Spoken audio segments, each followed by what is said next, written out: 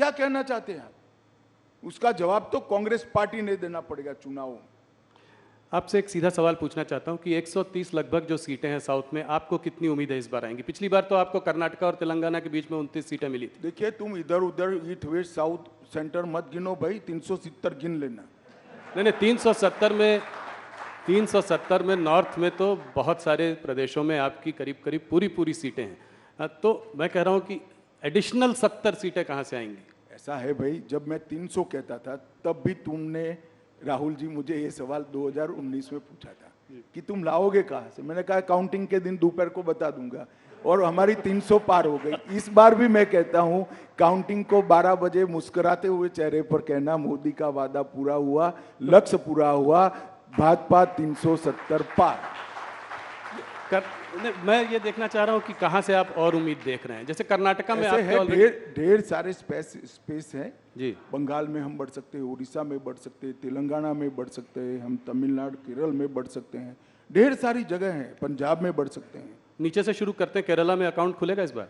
भाई मैं आपको कहता हूँ, आप पिसमिल अकाउंट में मत जाओ राहुल बाबू।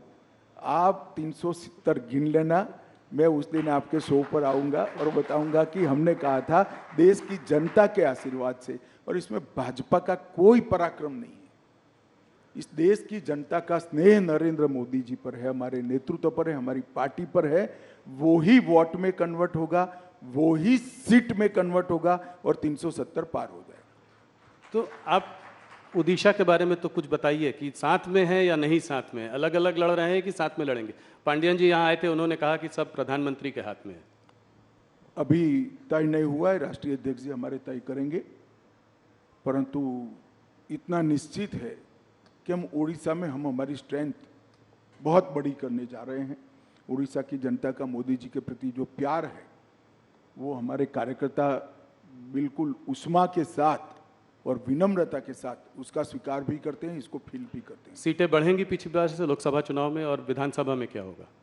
निश्चित रूप से विधानसभा लोकसभा दोनों में बड़ी बढ़ोतरी होगी, और चुनावी पंडितों की गिनती से कई गुना ज्यादा सीटें भारतीय जनता पार्टी की। उड़ीसा में सरकार बनाने की हालत में हैं आप लोग? कुछ भी हो सकता है, पहले तय हो जाए कि हम साथ में जा रहे हैं या अकेले जा रहे हैं। साथ में जाएंगे तो बीजू बाबू नेता है, तो स्वाभाविक रूप से हम साथी के रूप में लड़ेंगे। अकेले जाएंगे तो हम सरकार बनाने के लिए ही लड़ेंगे। पांडियन जी ने एक अजीब सी बात कही। उन्होंने कहा कि देखिए, सेंटर में बीजेपी को बीजेडी की जरूरत नहीं है और स्टेट में बीजेडी को बीजेपी की जरूरत नहीं है। क्या इस बात से आप सहमत हैं? देखिए, गठबंधन हमेशा जरूरियात के आधार पर नहीं होता। हमें ढेर सारी पार्टियों ने ये पूरे 5 साल में राष्ट्रीय हित के जो मुद्दे थे, इसमें इश्यू बेस्ड समर्थन पार्लियामेंट में दिया है। चाहे 370 हो पहले, चाहे जीएसटी करना था, चाहे बॉन्ड हो। बॉन्ड भी कांग्रेस ने विरोध नहीं किया था जी, उस वक्त नहीं किया था जी, मगर इश्यू बेस्ड समर्थन हमें ढेर सारी पार्टियों ने दिया है। और मैं मानता हूं कि ये लोकतंत्र की खूबसूरती है कि विरोध हर मुद्दे पर नहीं होता है। जो मुद्दा देश हित में होता है, इसका समर्थन इरिस्पेक्टिव ऑफ पार्टी पॉलिटिक्स करना चाहिए, सबने करना चाहिए। 2 प्रदेश जहाँ पे चुनाव इंटरेस्टिंग हो सकता है वो है बिहार और महाराष्ट्र। थोड़ा उस पर बात करूँगा। बिहार पे आपने फिर एक बार, पलटू राम जी तो पलटी मारते रहते हैं, इस बार आपने भी पलटी मारी और उनको आपने 16 सीटें दे दी। देखो भैया, हमने नहीं मारा है पलटी, नीतीश बाबू हमारे साथ ज्वाइन हुए। हम तो जहाँ थे वहीं ही थे जी, हम गंगा किनारे वो पलट थे, के वापस फिर आ गए। हम गंगा किनारे ही थे, गंगा किनारे ही रहे, कोई हमारे साथ आकर मिला पर 16 सीटें उनको दे दी आपने। नहीं। वो तो बिहार यूनिट का नेगोशिएशन का जो नतीजा है वो आपके सामने है। हम पहली बार नीतीश कुमार जी से ज़्यादा सीटें लड़ रहे हैं जी। बड़े भाई की भूमिका में आए हैं, वो हमारे लिए बड़ी बात है। और मुझे विश्वास है कि हम बहुत अच्छी तरह से बिहार में विजयी हों। 5 सीट चिराग पासवान जी को दी, पर पशुपति पारस को आपने डंप कर दिया। कोई उनके संग भी समझौता हो सकता है? अभी उन्होंने रिजाइन भी कर दिया आपकी मंत्रालय मिनिस्ट्री। अब समझौते की गुंजाइश नहीं रही, कम रह गई है, लगभग नहींवत है। अच्छा था अगर परिवार पूरा साथ में आता, मगर ठीक है भाई। अभी आप बड़े भाई के रूप में यहाँ आए हैं, तो क्या विधानसभा में भी बड़े भाई के रूप में ही आएंगे और मुख्यमंत्री का चेहरा भारतीय जनता पार्टी का होगा? अभी कुछ नहीं तय नहीं, अभी लोकसभा का चुनाव है, 370 और 400 के लक्ष्य के लिए सब लोग लगे हैं। विजयी होने के बाद आगे का रणनीति हम बनाएंगे। इस बार देखा है बिहार में आपने और छोटी पार्टियों को भी साथ में ले लिया, यही रुख जो है महाराष्ट्र में भी देख रहे हैं। अगर महाराष्ट्र में देखें तो आप पहले आप शिंदे जी को लाए, उसके बाद अजीत पवार आए, आज कल आपसे राज ठाकरे भी मिलकर गए हैं। तो कितनी सीटों का आपको, पिछली बार 41 सीटें थी आपकी 48 में, क्या उससे ऊपर हम जा सकते हैं? 41 से ज़्यादा सीटें महाराष्ट्र में जीतेंगे। और ये जो घमंडिया गठबंधन प्रचार कर रहा है, पार्टियां तोड़ी, पार्टियां हमने नहीं तोड़ी हैं। शिवसेना तोड़ने का काम उद्धव ठाकरे के पुत्र प्रेम ने किया है। अगर वो एकनाथ शिंदे को उनका उचित सम्मान देते तो शिवसेना न तोड़ती। और एनसीपी तोड़ने का काम शरद पवार जी की पुत्री प्रेम ने किया है। अगर वो अजीत पवार को उनका उचित सम्मान देते तो आज वो उनके साथ ही होते, हमारे साथ थोड़ी ना आते। वो तो सरकार में थे सब।